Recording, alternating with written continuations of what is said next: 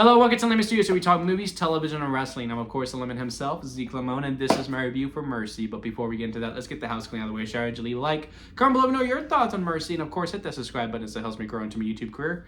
I would greatly appreciate it. Now, all that out of the way, let's get into it, shall we? So, yeah, Mercy, starring Chris Pratt and Rebecca Ferguson. Chris Pratt is on trial for the murder of his wife. I think his name is Chris, or his wife's name is Chris. They say the name Chris quite a bit throughout this film, so I'm a little muddy when it comes to that. Not gonna lie to you, but yeah, he's on trial for the murder of his wife, and he has to plead to the AI judge with his new Mercy program, played by Rebecca Ferguson, that he has to prove that he is not guilty, or there is enough doubt that he is not guilty, and within 90 minutes, or he dies, right? And there's even a clock at the top right hand corner throughout the film, and I would really like to see how accurate that is, because the clock doesn't stay on the whole entire time, right? You see it in the background, but I would be very curious to see when this is out on digital or Blu-ray or whatever, and pause it and see how accurate the clock is as it's ticking, because there is some time before. I think the movie is an hour and 40 minutes long, maybe that's before credits. And there is some stuff before the clock starts to tick, because, they're explaining the Mercy program, right? So I don't know if that explanation is 10 minutes. I don't. But again, I would be very curious to see how accurate that clock is. And if it is, that's a big kudos to the filmmakers. Like, okay, no, we're going to make this as accurate as the trial it is. And another reason why I think it might be accurate is due to how much in the marketing they wanted you to see this in 3D.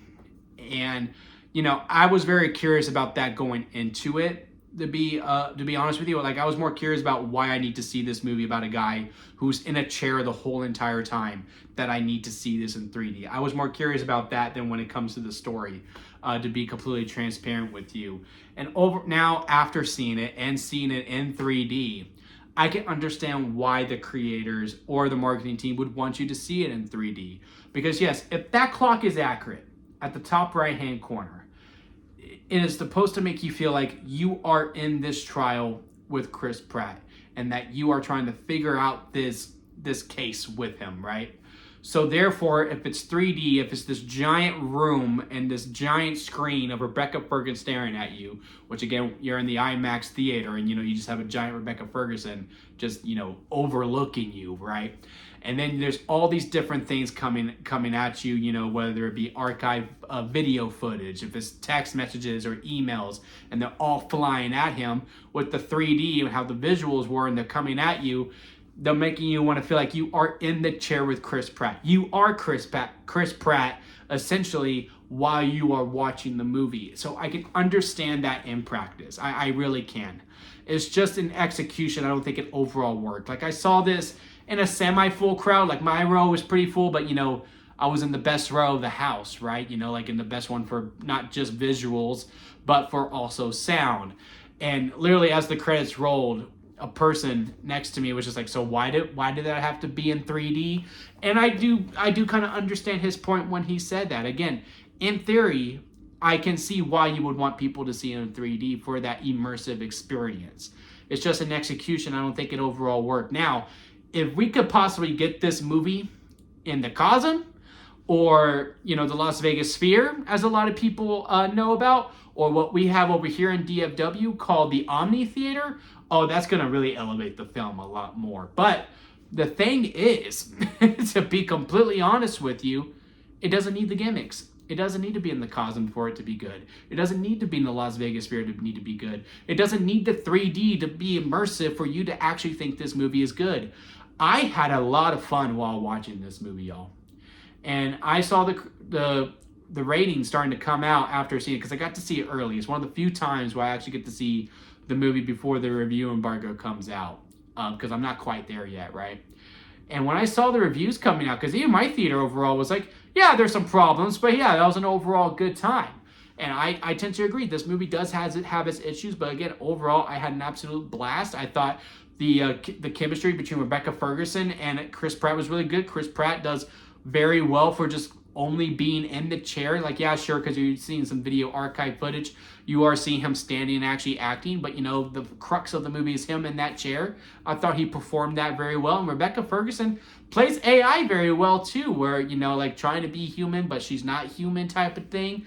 Again, to me, she was the real standout of the whole entire film, which no surprise there, right? It's Rebecca Ferguson, for crying out loud. She does a great job as the AI judge. And when I saw the rating was like an 18%, I just couldn't disagree more, to be completely honest with you. I mean, this movie, is kind of a hybrid of those missing and searching type films. If you haven't seen those, I highly recommend those as well. But what I mean by that is that those movies are all from the point of view of a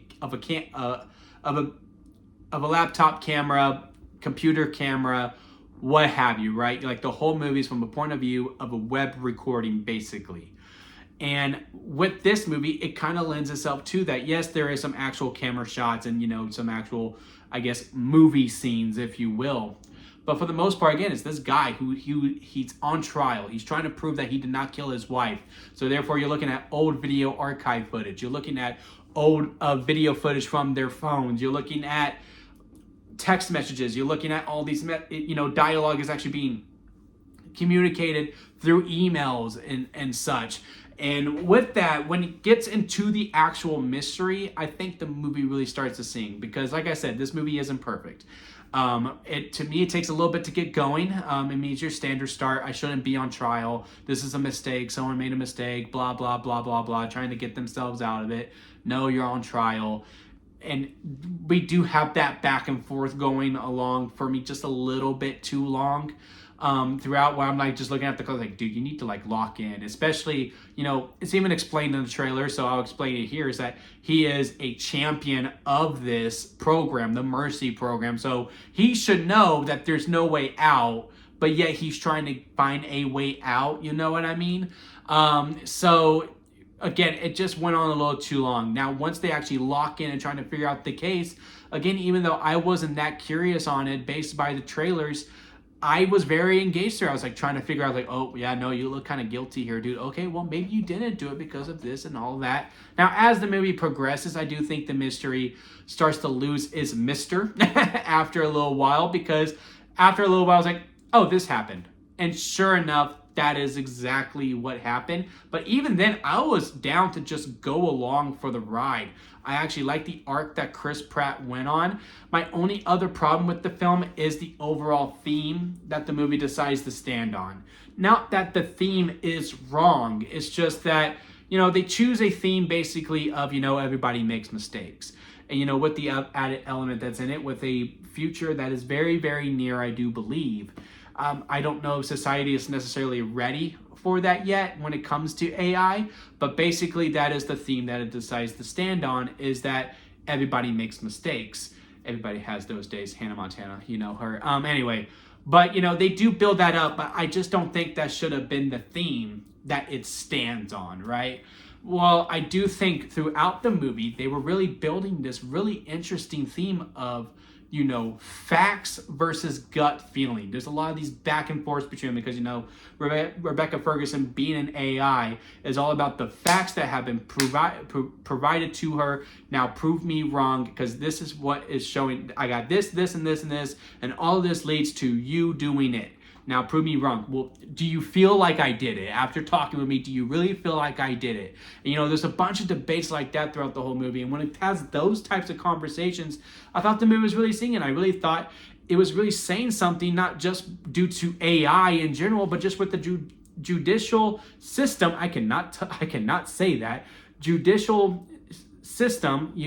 I believe y'all know what I'm trying to say at this point, because I really don't think I can say it at this point. But it's trying to say something about that system, right?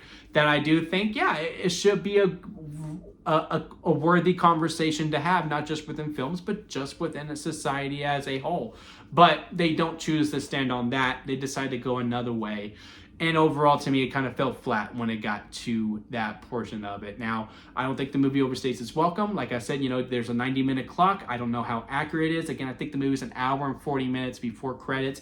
but still a short film. It's in and out. It does not overstay its welcome, and I also don't think it rushes itself whatsoever while watching. Like, I never felt like, oh man, they are really speeding through this. No, I really felt like it was at the tempo that it was at. It was always in the pocket. It never really left its thing. It never went too big for the type of movie that it's in, even when we kind of transition out from that missing searching type POV webcam shot to actual camera movie scenes, if you will.